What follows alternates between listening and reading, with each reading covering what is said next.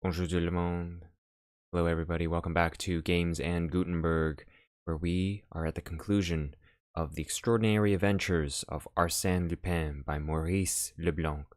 Chapter 9, Sherlock Holmes Arrives Too Late. It is really remarkable, Velmont. What a close resemblance you bear to Arsène Lupin. How do you know? Oh, like everyone else, from photographs. No two of which are alike, but each of them leaves the impression of a face, something like yours. Horace Valmont displayed some vexation. Quite so, my dear Devane. And believe me, you are not the first one who has noticed it.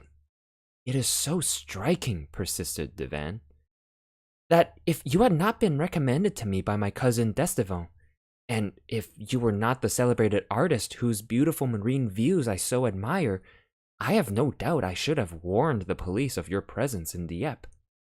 This sally was greeted with an outburst of laughter. The large dining hall of the Chateau de Thibet-Mesnil contained on this occasion, besides Velmont, the following guests: Father Gély, the parish priest, and a dozen officers whose regiments were quartered in the vicinity and who had accepted the invitation of the banker Georges Devane and his mother. One of the officers then remarked, I understand that an exact description of Arsène Lupin has been furnished to all the police along this coast since his daring exploit on the Paris-Havre Express. I suppose so, said Devane. That was 3 months ago. And a week later, I made the acquaintance of our friend Velmont at the casino, and since then, he has honored me with several visits. An agreeable preamble to a more serious visit that he will pay to me one of these days, or rather, one of these nights. This speech evoked another round of laughter, and the guests then passed into the ancient Hall of the Guards, a vast room with a high ceiling which occupied the entire lower part of the Tour Guillaume, William's Tower, and wherein Georges Devane had collected the incomparable treasures which the lords of Thibet-Mesnil had accumulated through many centuries. It contained ancient chests, credences, andirons, and chandeliers. The stone walls were overhung with magnificent tapestries. The deep embrasures of the four windows were furnished with benches, and the Gothic windows were composed of small panes of colored glass set in a leaden frame. Between the door and the window to the left stood an immense bookcase of Renaissance style, on the pediment of which, in letters of gold, was the word Thibet-Mesnil, and below it the proud family device, Fais ce que veux, do what thou wishest. When the guests had lighted their cigars, Devane resumed the conversation. And remember, Velmont, you have no time to lose. In fact, tonight is the last chance you will have. How so? Asked the painter, who appeared to regard the affair as a joke. Devane was about to reply when his mother mentioned to him to keep silent, but the excitement of the occasion and a desire to interest his guests urged him to speak. Bah, he murmured, I can tell it now. It won't do any harm. The guests drew closer, and he commenced to speak with the satisfied air of a man who has an important announcement to make. Tomorrow afternoon at 4 o'clock, Sherlock Holmes, the famous English detective for whom such a thing as mystery does not exist, Sherlock Holmes, the most remarkable solver of enigmas the world has ever known, that marvelous man who would seem to be the creation of a romantic novelist, Sherlock Holmes will be my guest. Immediately, Devane was the target of numerous eager questions. Is Sherlock Holmes really coming? Is it so serious as that? Is Arsène Lupin really in this neighborhood? Arsène Lupin and his band are not far away. Besides the robbery of Baron Cahorn, he is credited with the thefts at Montigny, Boucher, and Craville. And now it is my turn. Has he sent you a warning as he did to Baron Cahorn? No, replied Devane. He can't work the same trick twice. What then? I will show you. He rose and, pointing to a small empty space between the two enormous folios on one of the shelves of the bookcase, he said, "There used to be a book there.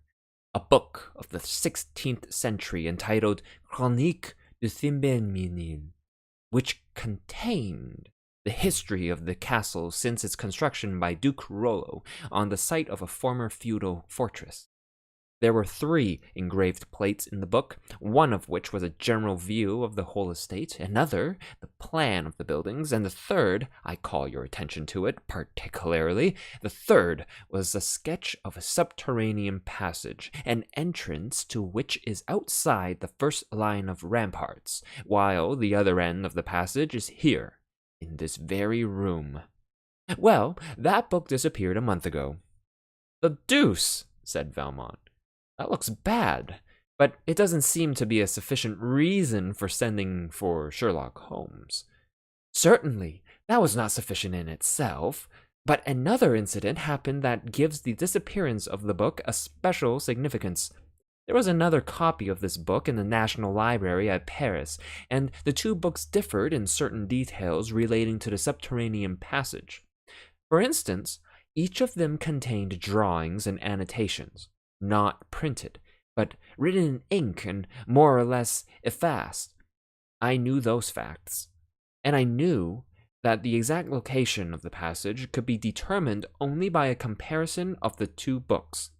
Now, the day after my book disappeared, the book was called for in the National Library by a reader who carried it away, and no one knows how the theft was effected." The guests uttered many exclamations of surprise. "Certainly, the affair looks serious," said one. "Well, the police investigated the matter and, as usual, discovered no clue whatever." "They never do, when Arsène Lupin is concerned in it." "Exactly.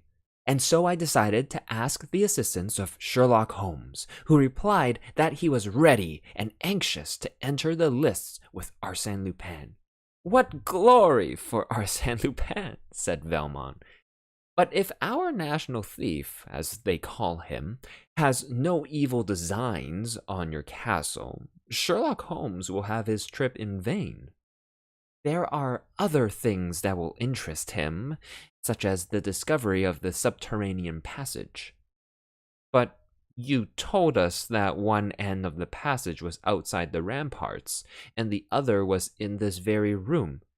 "Yes, but in what part of the room? The line which represents the passage on the charts ends here, with a small circle marked with the letters TG, which no doubt stand for Tour Guillaume. But the tower is round, and who can tell the exact spot at which the passage touches the tower?" Devin lighted a second cigar and poured himself a glass of Benedictine. His guests pressed him with questions, and he was pleased to observe the interest that his remarks had created. Then he continued, "The secret is lost. No one knows it. The legend is to the effect that the former lords of the castle transmitted the secret from father to son on their deathbeds, until Geoffroy, the last of the race, was beheaded during the Revolution in his 19th year. That is over a century ago. Surely someone has looked for it since that time." "Yes, but they failed to find it. After I purchased the castle, I made a diligent search for it, but without success. You must remember that this tower is surrounded by water and connected with the castle only by a bridge.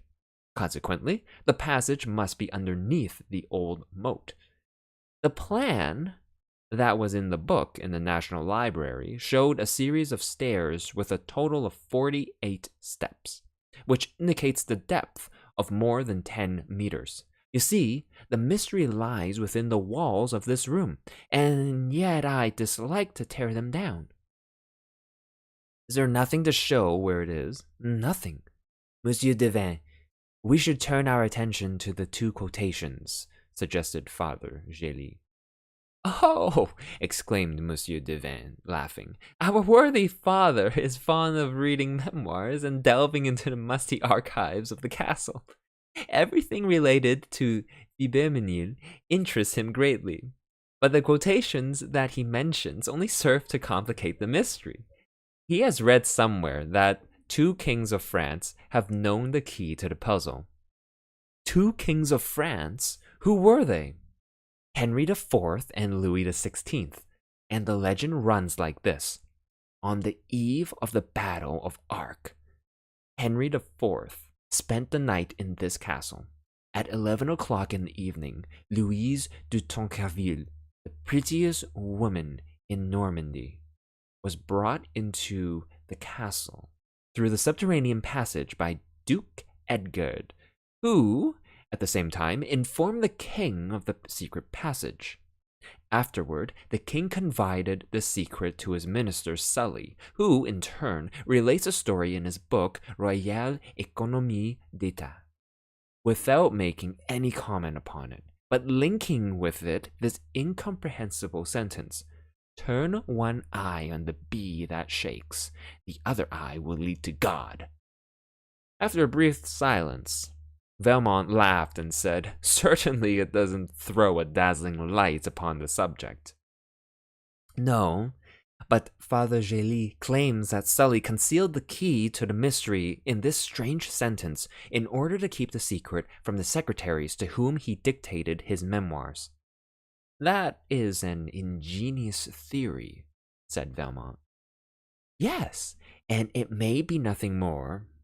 I cannot see that it throws any light on the mysterious riddle. And was it also to receive the visit of a lady that Louis XVI caused the passage to be opened? I don't know, said Monsieur Devin. All I can say is that the king stopped here one night in 1784, and that the famous iron casket found in the Louvre contained a paper bearing these words in the king's own writing: Béménil 3-4-11. Horace Valmont laughed heartily and exclaimed, At last! And now that we have the magic key, where is the man who can fit it to the invisible lock? Laugh as much as you please, monsieur, said Father Gély, but I am confident the solution is contained in those 2 sentences, and some day we will find a man able to interpret them. Sherlock Holmes is the man, said Monsieur Devin, unless Arsène Lupin gets ahead of him. What is your opinion, Valmont? Valmont arose, placed his hand on Devin's shoulder, and declared, I think that the information furnished by your book and the book of the National Library was deficient in a very important detail which you have now supplied. I thank you for it. What is it? The missing key. Now that I have it, I can go to work at once, said Valmont. Of course, without losing a minute, said Devin, smiling. Not even a second, replied Valmont. Tonight, before the arrival of Sherlock Holmes, I must plunder your castle. You have no time to lose. Oh, by the way, I can drive you over this evening. To Dieppe? Yes, I'm going to meet Monsieur and Madame d'Androl and a young lady of their acquaintance, who are to arrive by the midnight train. Then, addressing the officers, Devin added, Gentlemen, I shall expect to see all of you at breakfast tomorrow. The invitation was accepted. The company dispersed, and a few moments later, Devin and Valmont were speeding toward Dieppe in an automobile. Devin dropped the artist in front of the casino and proceeded to the railway station. At 12 o'clock, his friends alighted from the train. A half-hour later, the automobile was at the entrance to the castle. At 1 o'clock, after a light supper, they retired. The lights were extinguished, and the castle was enveloped in the darkness and silence of the night.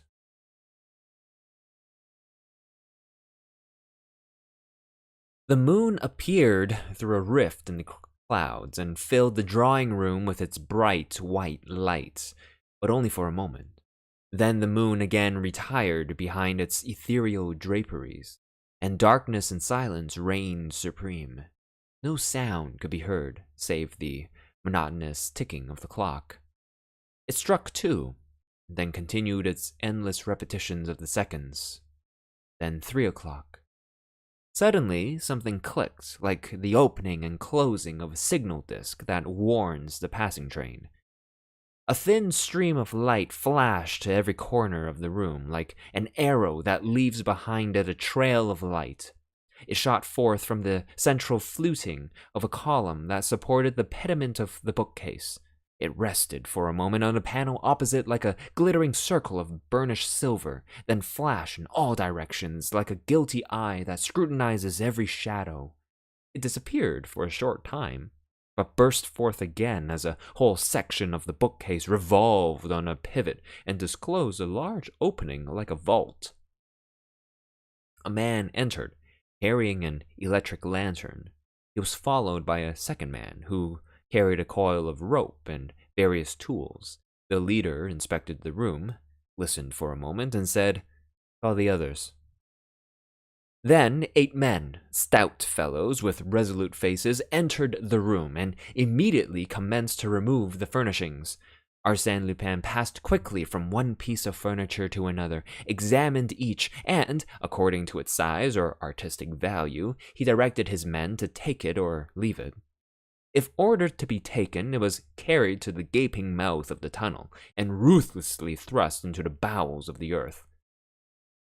Such was the fate of 6 armchairs, 6 small Louis XV chairs, a quantity of Aubusson tapestries, some candelabra, paintings by Fragonard and Nattier, a bust of Houdon, and some statuettes.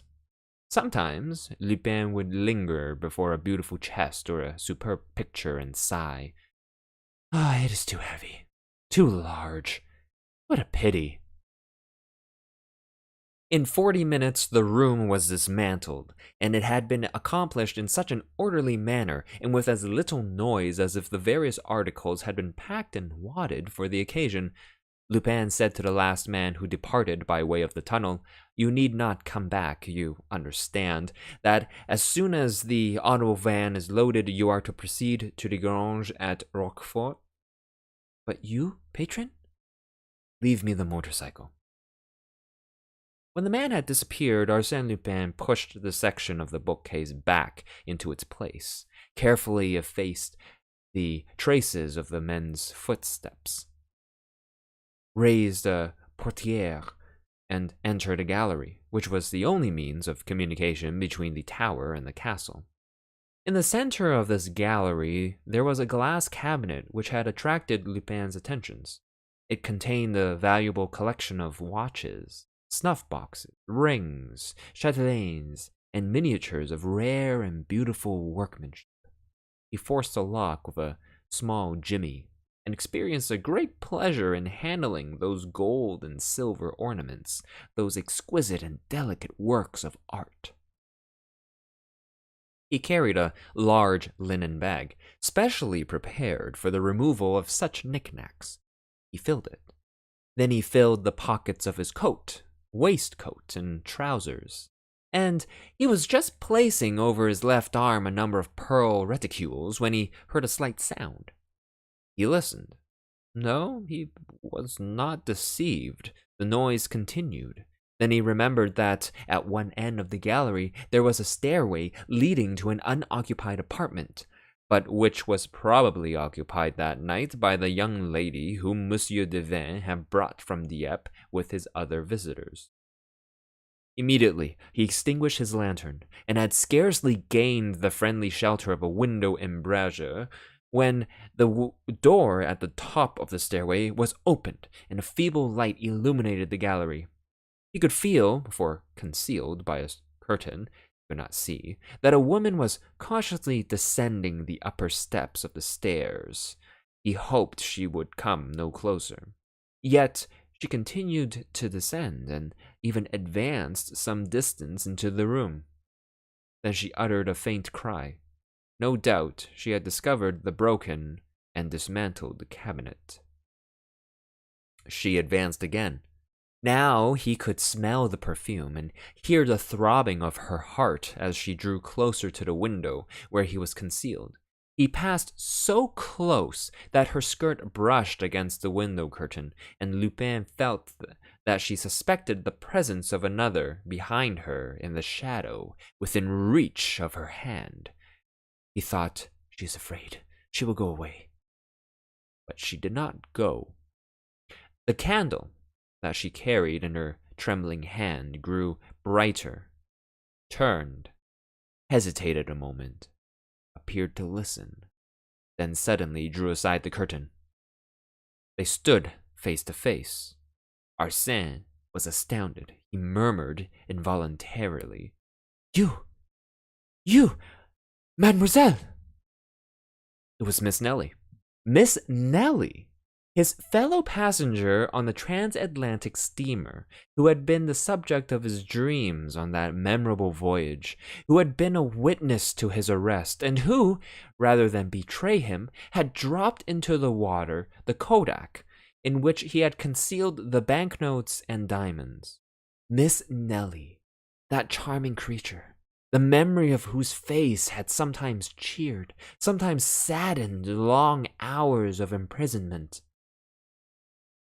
It was such an unexpected encounter that brought them face to face in that castle at that hour of the night that they could not move nor utter a word. They were amazed, hypnotized, each at the sudden apparition of the other. Trembling with emotion, Miss Nellie staggered to a seat. He remained standing in front of her. Gradually, he realized the situation and conceived the impression he must have produced at that moment with his arms laden with knickknacks, and his pockets and a linen sack overflowing with plunder. He was overcome with confusion, and he actually blushed to find himself in the position of a thief caught in the act. To her, henceforth, he was a thief, a man who puts his hand in another's pocket, who steals into houses and robs people while they sleep. A watch fell upon the floor, then another. These were followed by other articles which slipped from his grasp one by one. Then, actuated by a sudden decision, he dropped the other articles into the armchair, emptied his pockets, and unpacked his sack. He felt very uncomfortable in Nellie's presence, and stepped toward her with the intention of speaking to her, but she shuddered, rose quickly, and fled toward the salon. The portière closed behind her. He followed her. She was standing, trembling and amazed at the sight of the devastated room. He said to her at once, "Tomorrow, at 3 o'clock, everything will be returned. The furniture will be brought back." She made no reply, so he repeated, "I promise it. Tomorrow, at 3 o'clock. Nothing in the world could induce me to break that promise. Tomorrow, at 3 o'clock. Then followed a long silence that he dared not break, whilst the agitation of the young girl caused him a feeling of genuine regret.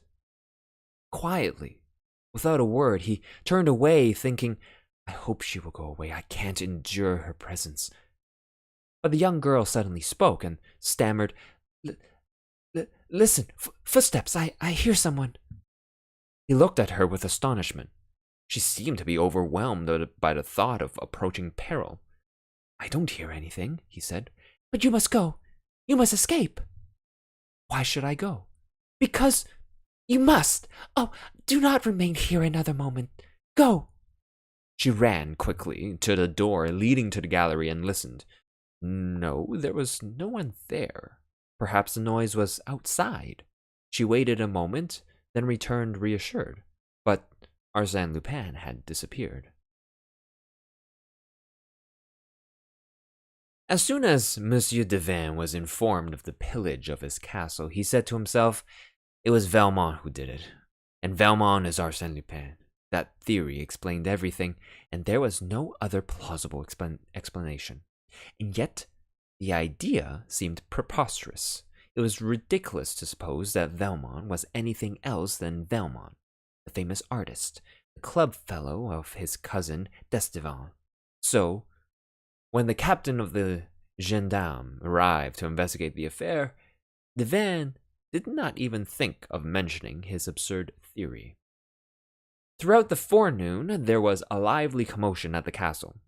The gendarmes, the local police, the chief of police from Dieppe, the villagers, all circulated to and fro in the halls, examining every nook and corner that was open to their inspection. The approach of the maneuvering troops, the rattling fire of the musketry, added to the picturesque character of the scene. The preliminary search furnished no clue. Neither the doors nor windows showed any signs of having been disturbed. Consequently, the removal of the goods must have been effected by means of the secret passage. Yet, there were no indications of footsteps on the floor, nor any unusual marks upon the walls. Their investigations revealed, however, one curious fact that denoted the whimsical character of Arsène Lupin. The famous chronique of the 16th century had been restored to its accustomed place in the library, and beside it there was a similar book, which was none other than the volume stolen from the National Library. At 11 o'clock, the military officers arrived. Devin welcomed them with his usual gaiety, for no matter how much chagrin he might suffer from the loss of his artistic treasures, his great wealth enabled him to bear his loss philosophically. His guests, Monsieur and Madame d'Andreau and Miss Nelly, were introduced, and it was then noticed that one of the expected guests had not arrived. It was Horace Velmont. Would he come? His absence had awakened the suspicions of Monsieur Devin. But at 12 o'clock he arrived. Devin exclaimed, "Ah, here you are!" "Why, am I not punctual?" asked Velmont. "Yes, and I'm surprised that you are, after such a busy night. I suppose you know the news?" "What news?" "You have robbed the castle." "Nonsense!" exclaimed Velmont, smiling. "Exactly as I predicted. But first escort Miss Underdown to the dining room. Mademoiselle, allow me."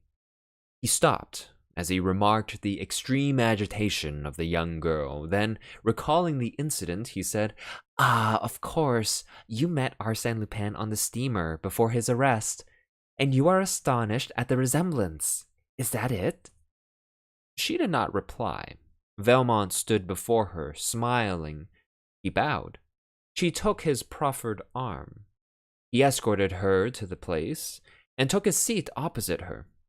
During the breakfast, the conversation related exclusively to Arsène Lupin, the stolen goods, the secret passage, and Sherlock Holmes.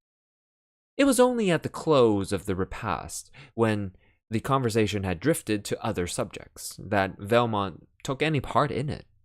Then he was, by means, amusing and grave, talkative and pensive, and all his remarks seemed to be directed to the young girl, but she, quite absorbed, did not appear to hear them.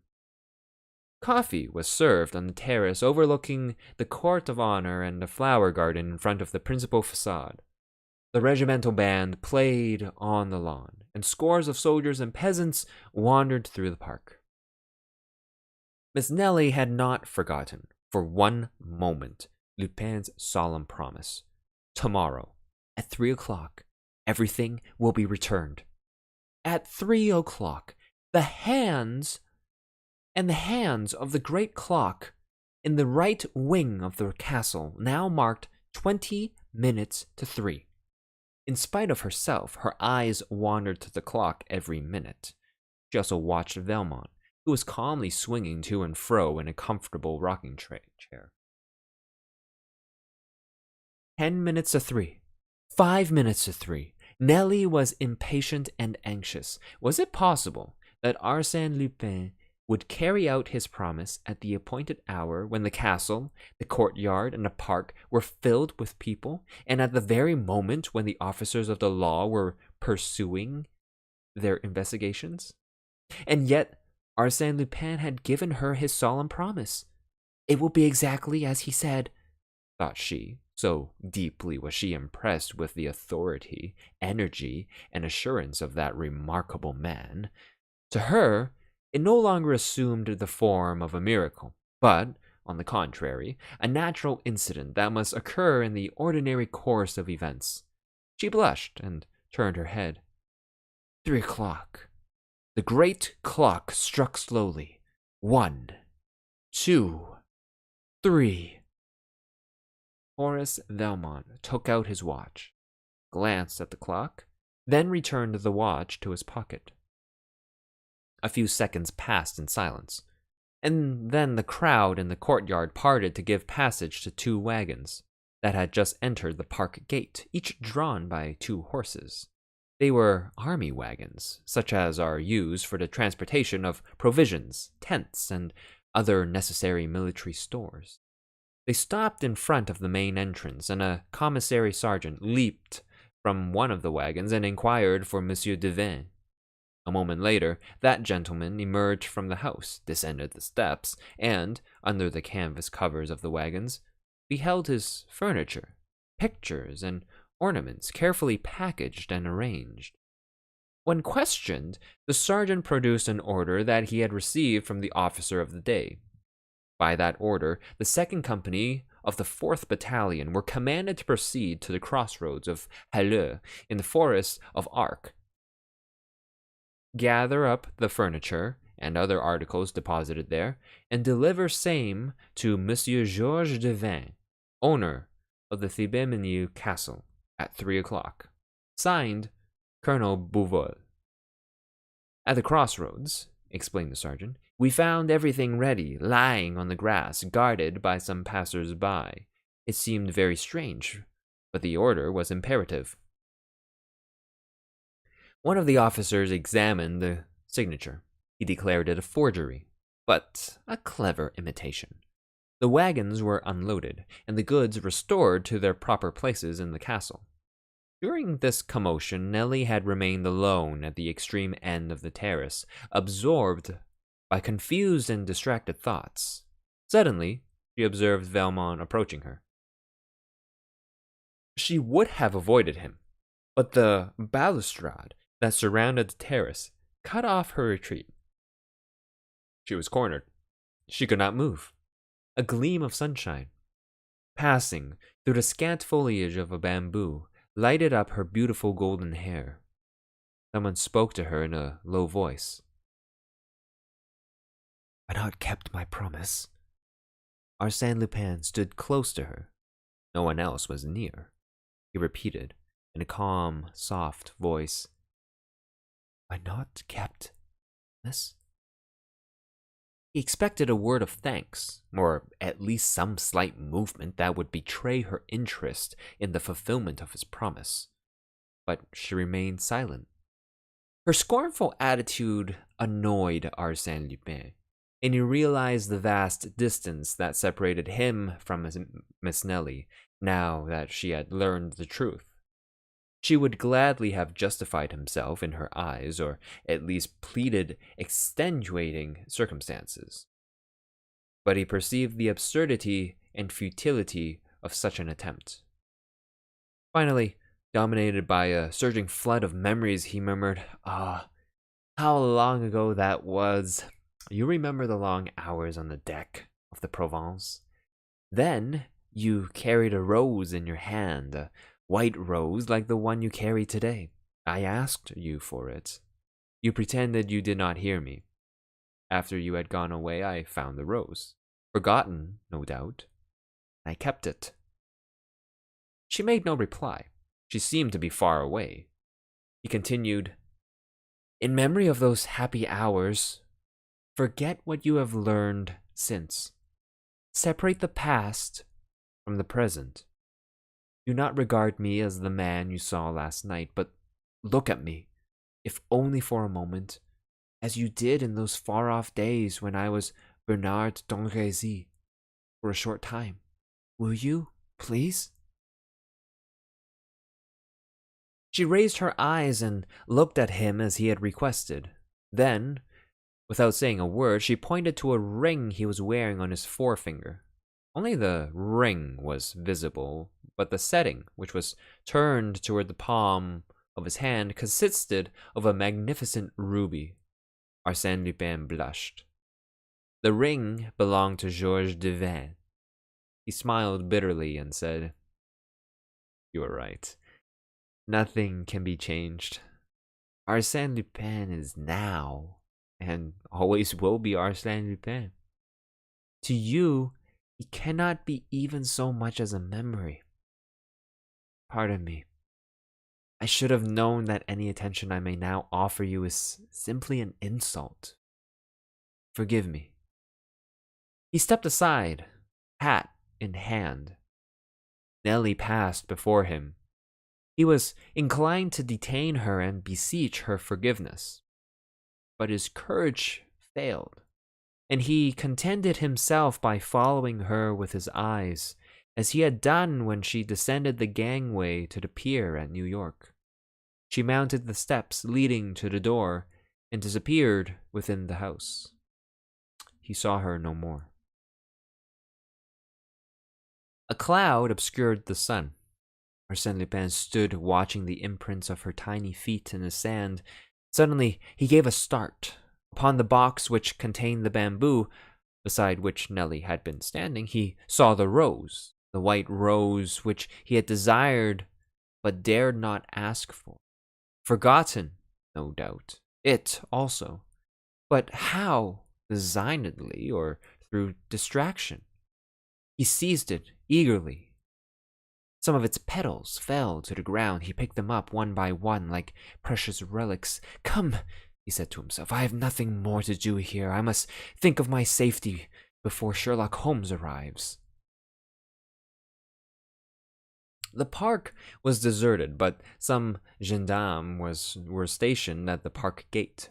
He entered a grove of pine trees, leaped over the wall, and as a short cut to the railroad station, followed a path across the fields. After walking about 10 minutes,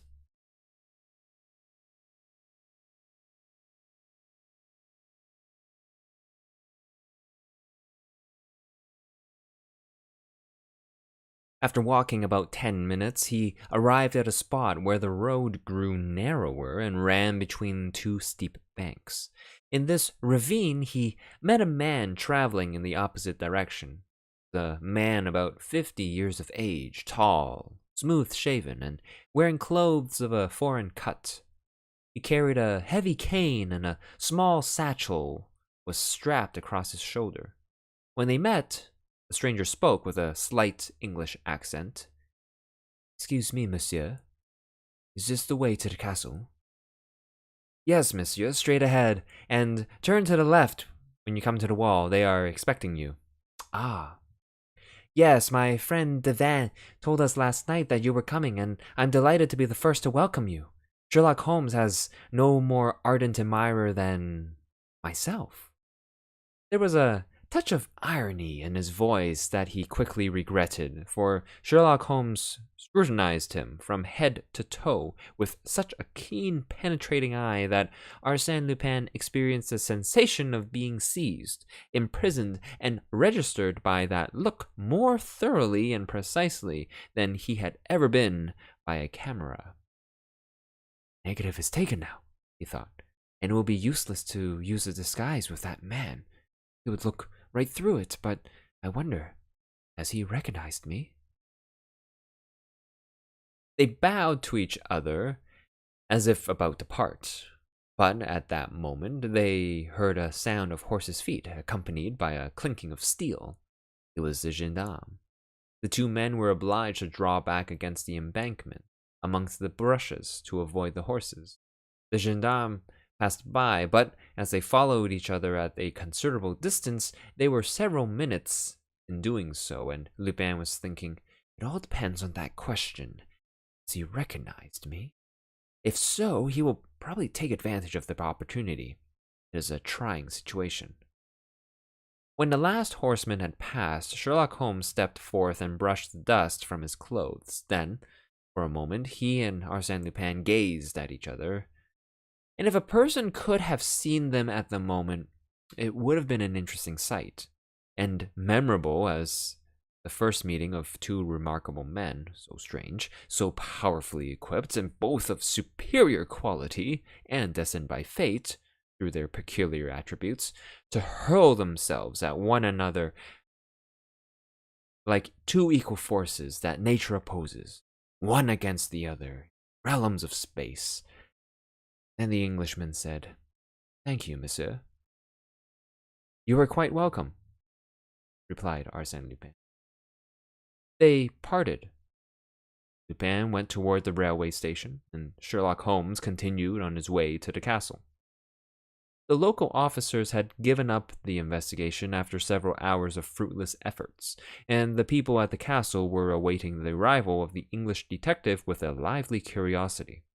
At first sight, they were a little disappointed on account of his commonplace appearance, which differed so greatly from the pictures they had formed of him in their own minds.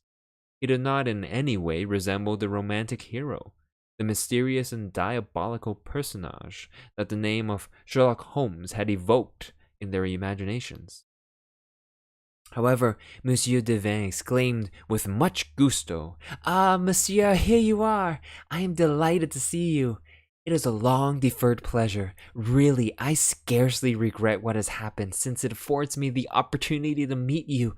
But how did you come?" "By the train." "But I sent my automobile to meet you at the station." "An official reception, eh? With music and fireworks? Oh, no, not for me. That is not the way I do business," grumbled the Englishman. This speech disconcerted Devin, who replied with a forced smile, "Fortunately, the business has been greatly simplified since I wrote to you." "In what way?" "The robbery took place last night. If you had not announced my intended visit, it is probable the robbery would not have been committed last night." "When then?" "Tomorrow, or some other day." "And in that case?" "Lupin would have been trapped," said the detective. "And my furniture?" "Would not have been carried away." "Ah, but my goods are here. They were brought back at 3 o'clock." "By Lupin." "By 2 army wagons." Sherlock Holmes put on his cap and adjusted his satchel. Devin exclaimed anxiously, "But monsieur, what are you going to do?" "I'm going home." "Why?" "Your goods have been returned. Arsène Lupin is far away. There is nothing for me to do." "Yes, there is. I need your assistance. What happened yesterday may happen again tomorrow, as we do not know how he entered, or how he escaped, or why, a few hours later, he returned the goods." "Ah, you don't know." The idea of a problem to be solved quickened the interest of Sherlock Holmes. "Very well, let us make a search at once, and alone, if possible."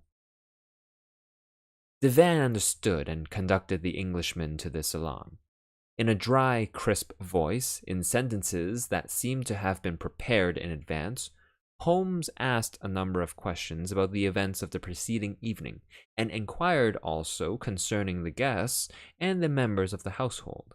Then he examined the 2 volumes of the Chronique, compared the plans of the subterranean passage, requested a repetition of the sentences discovered by Father Gély, and then asked, "Was yesterday the first time you have spoken those 2 sentences to anyone?" "Yes." "You had never communicated then to Horace Velmont?" "No." "Well, order the automobile. I must leave in an hour." "In an hour?" "Yes, within that time Arsène Lupin solved the problem that you placed before him." "I placed before him?" "Yes. Arsène Lupin or Horace Velmont. Same thing." "I thought so. Ah, the scoundrel." "Now, let us see," said Holmes. "Last night at 10 o'clock, you furnished Lupin with the information that he lacked, and that he had been seeking for many weeks. During the night, he found time to solve the problem, collect his men, and rob the castle. I shall be quite as expeditious." He walked from end to end of the room in deep thought, then sat down, crossed his long legs, and closed his eyes. Devin waited, quite embarrassed. thought he, is the man asleep, or is he only meditating? However, he left the room to give some orders, and when he returned, he found the detective on his knees scrutinizing the carpet at the foot of the stairs in the gallery. "What is it?" he inquired. "Look, there, spots from a candle." "You're right, and quite fresh. And you will also find them at the top of the stairs, and around the cabinet that Arsène Lupin broke into, and from which he took the bibelot that he afterward placed in this armchair." "What do you conclude from that?" "Nothing. These facts would doubtless explain the cause for the restitution, but that is a side issue that I cannot wait to investigate. The main question is the secret passage. First, tell me, is there a chapel some 200 or 300 meters from the castle?" "Yes, a ruined chapel, containing the tomb of Duke Rollo." "Tell your chauffeur to wait for us near that chapel." "My chauffeur hasn't returned. If he had, they would have informed me. Do you think the secret passage runs to the chapel? What reason have—" "I would ask you, monsieur," interrupted the detective, "to furnish me with a ladder and a lantern." "What? Do you require a ladder and a lantern?" "Certainly, or I shouldn't have asked for them." The van, somewhat disconcerted by this crude logic, rang the bell. The two articles were given with the sternness and precision of military commands. "Place the ladder against the bookcase, to the left of the word Thimbermenil." The van placed the ladder as directed, and the Englishman continued, "More to the left, to the right, there! Now climb up. All the letters are in relief, aren't they?" "Yes." "Turn. First, turn the letter I, one way or the other." "Which one? There are two of them." "The first one." The van took hold of the letter and exclaimed, "Ah, yes, it turns toward the right. Who told you that?" Sherlock Holmes did not reply to the question, but continued his directions. "Now, take the letter B. Move it back and forth as you would a bolt." The van did so, and to his great surprise, it produced a clicking sound. "Quite right," said Holmes. "Now, we will go to the other end of the word Verbimenil. Try the letter I, and see if it will open like a wicket." With a certain degree of solemnity, the van seized the letter. It opened, but the van fell from the ladder, and the entire section of the bookcase, lying between the first and last letters of the words, turned on a pivot and disclosed the subterranean passage. Sherlock Holmes said coolly, "You are not hurt?" "No, no," said the van as he rose to his feet. "Not hurt, only bewildered. I can't understand now. Those letters turn, the secret passage opens." "Certainly. Doesn't that agree exactly with the formula given by Sully? Turn one eye on the bee that shakes. The other eye will lead to God." "But Louis XVI?" asked the van. "Louis XVI was a clever locksmith.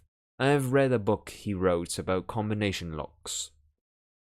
It was a good idea on the part of the owner of Thibert-Mesnil to show His Majesty a clever bit of mechanism.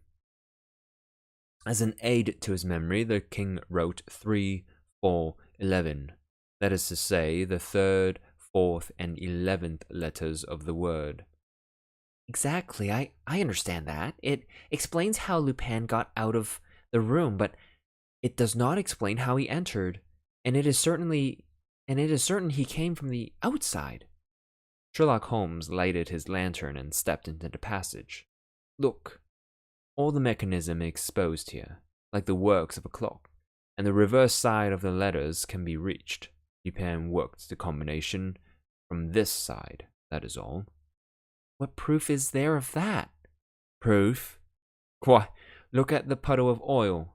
Lupin foresaw that the wheels would require oiling." "Did he know about the other entrance?" "As well as I know it," said Holmes. "Follow me." "Into that dark passage?" "Are you afraid?" "No, but are you sure you can find the way out?" "With my eyes closed." At first, they descended 12 steps, then 12 more, and, farther on, 2 other flights of 12 steps each. Then they walked through a long passageway, the brick walls of which showed the marks of successive restorations and, in spots, were dripping with water. The earth, also, was very damp. "We are passing under the pond," said Devin, somewhat nervously. At last they came to a stairway of 12 steps, followed by 3 others of 12 steps each, which they mounted with difficulty, and then found themselves in a small cavity cut in the rock. They could go no further. "The deuce!" muttered Holmes. "Nothing but bare walls. This is provoking." "Let us go back," said Devin. "I've seen enough to satisfy me." But the Englishman raised his eye and uttered a sigh of relief. There, he saw the same mechanism and the same word as before. He had merely to work the 3 letters. He did so, and a block of granite swung out of place.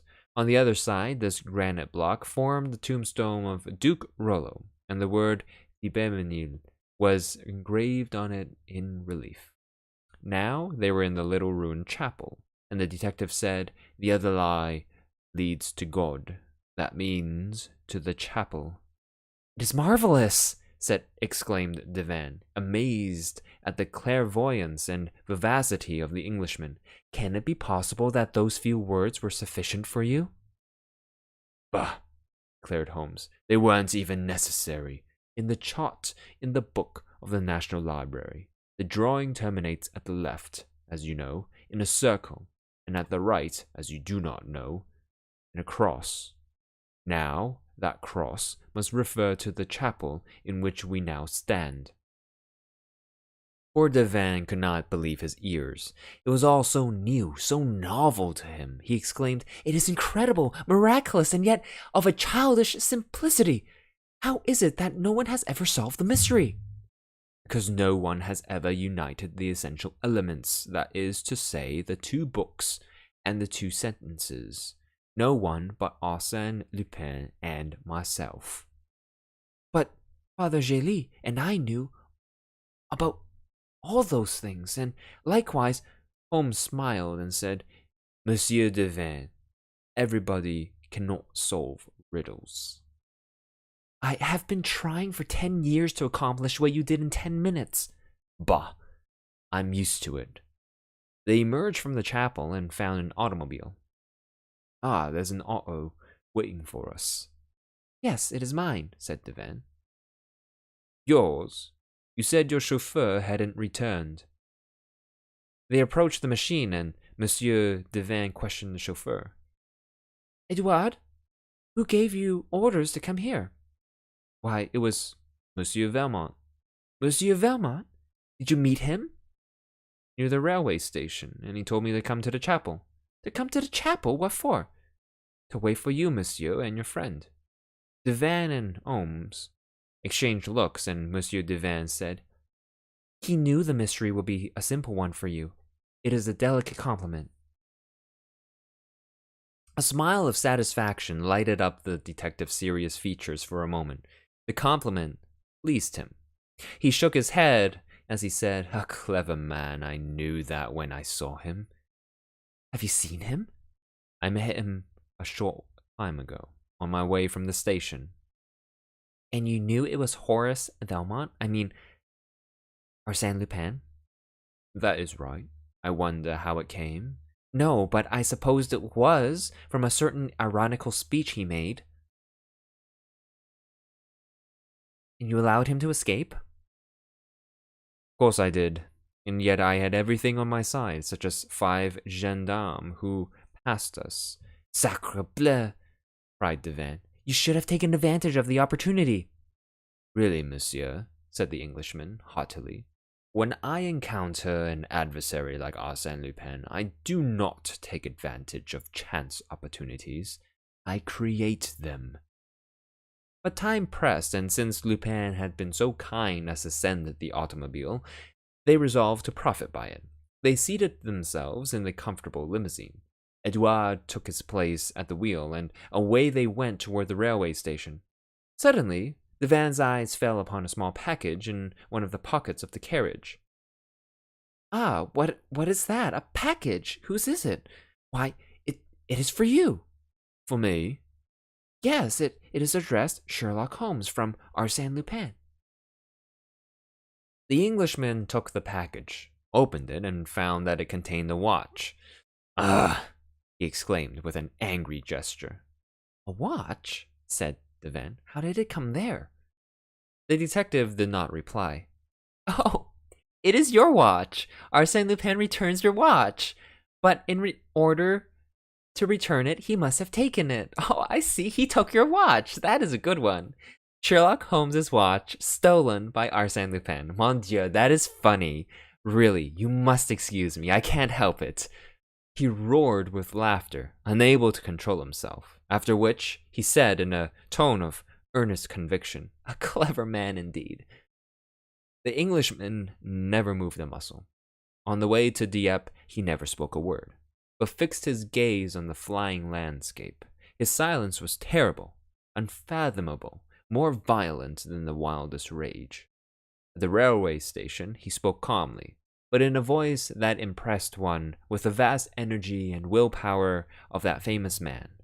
He said, Yes, he is a clever man, but some day I shall have the pleasure of placing on his shoulder the hand I now offer to you, Monsieur Devin, and I believe that Arsène Lupin and Sherlock Holmes will meet again some day. Yes, the world is too small. We will meet. We must meet. And then... The further startling and thrilling adventures of Arsène Lupin will be found in the book entitled Arsène Lupin versus Sherlock Holmes. Thank you for joining for The Extraordinary Adventures of Arsène Lupin by Maurice Leblanc.